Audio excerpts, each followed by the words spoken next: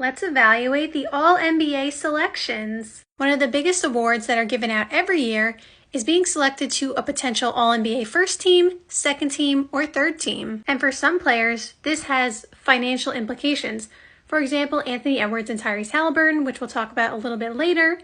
But you can make extra money if you make one of these teams. But let's evaluate first team, second team, and third team, give my opinions on if I think, they got it right. If you looked at the voting results, I feel like it wasn't close for a lot of these, but for All-NBA, for first team, for example, Shea and Jokic were unanimously selected. Like, they got all first place votes.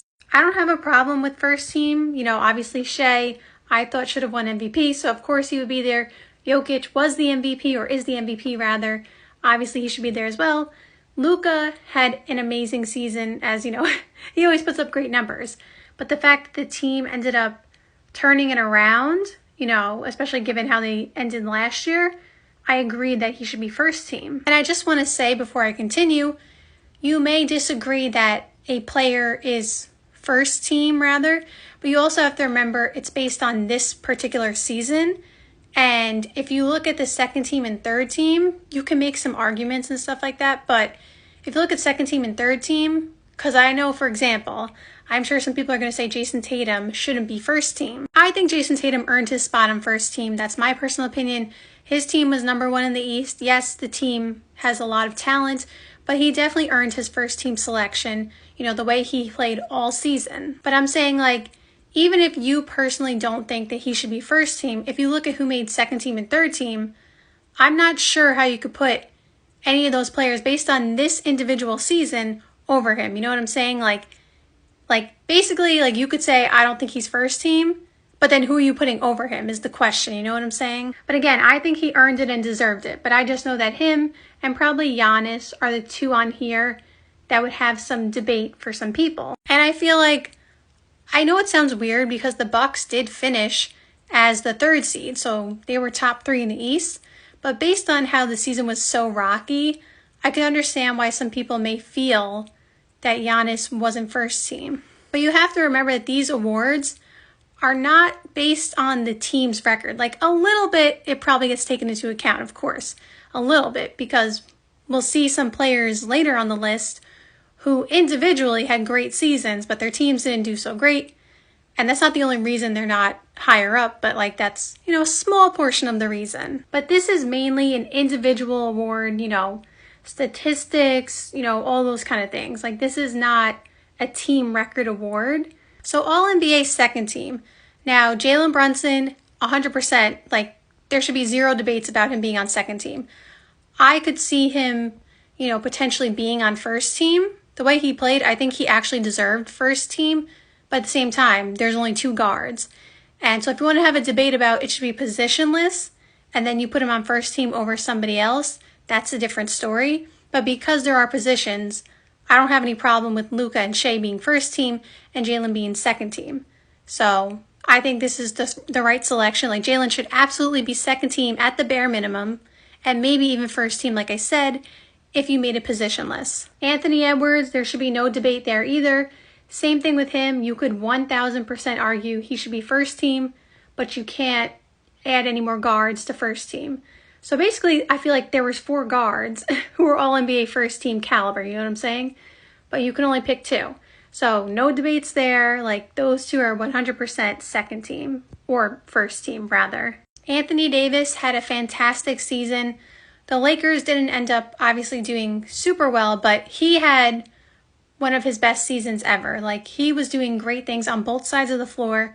I think this is, a well-deserved All-NBA second team. I know Kawhi is going to be another one who is going to get debates on whether or not he should be second team. And I don't necessarily have a problem if someone said he's third team. I don't necessarily disagree with that. I also don't necessarily disagree that he's second team.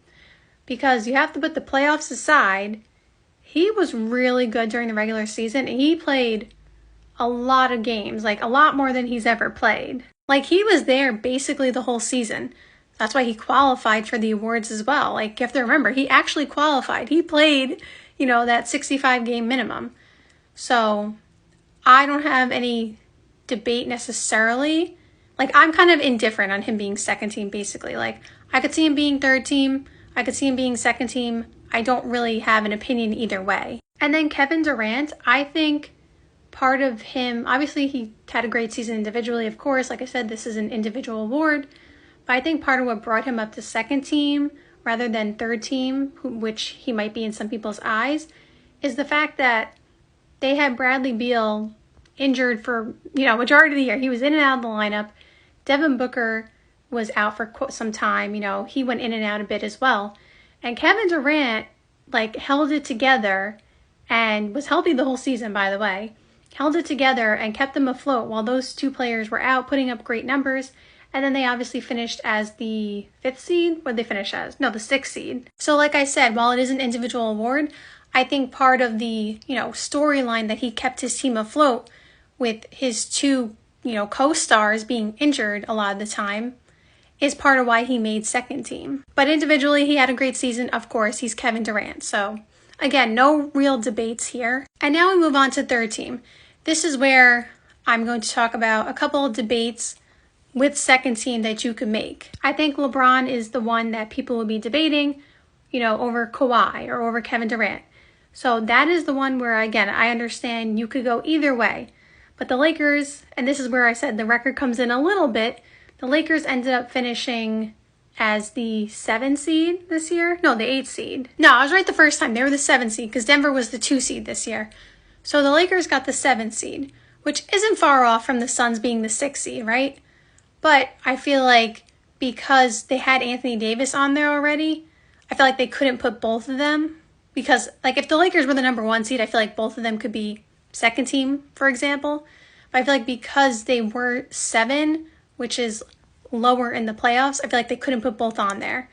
And so I feel like LeBron, we obviously know he had great individual numbers. He's always doing great things. But that is why I think he ended up on third team. Halliburton is another one where he had a great season. After his injury, he wasn't playing as well. But prior to that, we know he was cooking. But this is another scenario of too many good guard play. Because, although I think he is second team caliber with the season he had, I can't put him over Jalen Brunson or Anthony Edwards. And because we can't move them up above Shea or Luka, he's stuck on third team. So I feel like that's kind of what happened to Halliburton. Okay, I just realized something. Devin Booker is here and Steph Curry. They're both guards. Is it positionless? I thought it was, still positions. I'll have to look it up because if that's the case, then why couldn't Jalen Brunson or Anthony Edwards move up? So, or are they considering Devin Booker a forward? I don't really understand that. Steph Curry, again, we all know the greatness that he is. His team, obviously, similar to LeBron's, didn't finish, as high. And obviously they were the 10th seed, so even further down. But Steph Curry had the individual greatness. And so that's why he's All-NBA third team. But again, he couldn't go ahead of anybody else because his season, although we know he is one of the greatest point guards of all time, but All-NBA third team seems right. He definitely should be on here, but I understand that he shouldn't be above Brunson or Anthony Edwards and stuff like that. And then Sabonis is interesting. But remember, individual awards. Sabonis individually had an incredible season, actually. He was really, really good all year, doing so many things. It kind of went under the radar. The one that I personally would potentially swap would be Devin Booker. And that's no shade to Devin Booker. He individually had a good season as well. But I feel like someone like Tyrese Maxey should have been on here because he met the qualifications. Also, Joel Embiid didn't meet the qualifications. That's why he's not on here. But I feel like Tyrese Maxey should have been on here for the season that he had because look what Tyrese Maxey did. So that would be my opinion on who I would take out.